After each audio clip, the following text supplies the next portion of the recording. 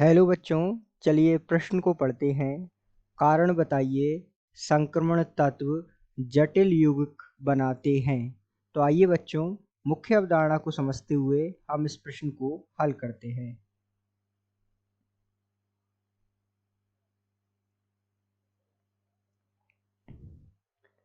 तो प्रश्न अनुसार हमसे पूछा है कि संक्रमण तत्व जो होते हैं वो जटिल यौगिक क्यों बनाते हैं। तो मुख्य अवधारणा के रूप में आपको इस प्रश्न से संबंधित कुछ बातों की जानकारी होना आवश्यक है। जैसे कि हम चर्चा करें, हम जानते हैं तो जो डी कक्षक है वो रिक्त होता है, अर्थात आंशिक भरा हुआ होता है। तो रिक्त डी कक्षक होता है। तथा हम जानते हैं कि जो संक्रमण तत्व होते हैं वो परिवर्तित ऑक्सीकरण संख्या प्रदर्शित करते हैं, अर्थात परिवर्तित ऑक्सीकरण अवस्था प्रदर्शित करते हैं।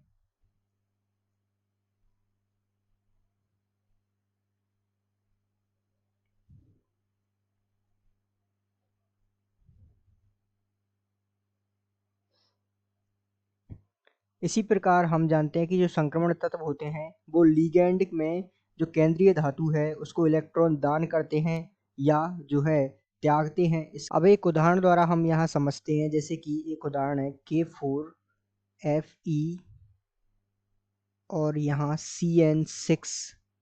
तो ये जो है एक संकुल दिया हुआ है, अर्थात संक्रमण तत्व का जटिल यौगिक यहाँ बना हुआ है जिसमें Fe जो है संक्रमण तत्व है। तो ध्यान दीजिएगा, ये जो है केंद्रीय धातु है। Fe क्या है? केंद्रीय धातु।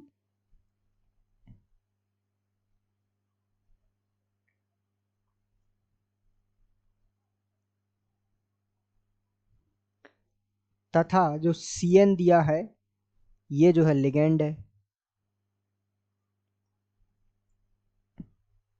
और संक्रमण तत्वों का जटिल यौगिक बनाने का जो मुख्य कारण यदि हम समझे तो वो कुछ इस प्रकार होते हैं कि ये धातु आयनों का आकार जो होता है वो छोटा होता है, अर्थात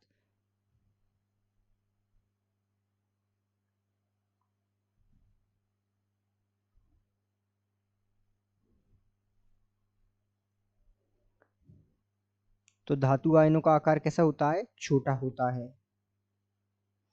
इसी प्रकार धातु आयन का उच्च नाभिकीय आवेश होता है, अर्थात इनका जो है उच्च नाभिकीय आवेश होता है।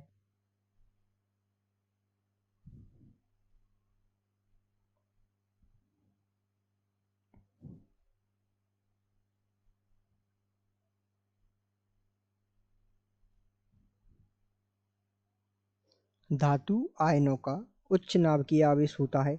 तो ये जो है कुछ प्रमुख कारण हैं जिनके कारण जो है संक्रमण तत्व जो होते हैं जटिल यौगिक का निर्माण करते हैं। एक उदाहरण हमने जटिल यौगिक का समझा जिसमें Fe संक्रमण तत्व है जो कि केंद्रीय धातु है और Cn लिगेंड है। तो इस प्रकार हम समझ सकते हैं कि संक्रमण तत्व जटिल यौगिक क्यों बनाते हैं। तो आशा करते हैं आपको समझ आया होगा। धन्यवाद।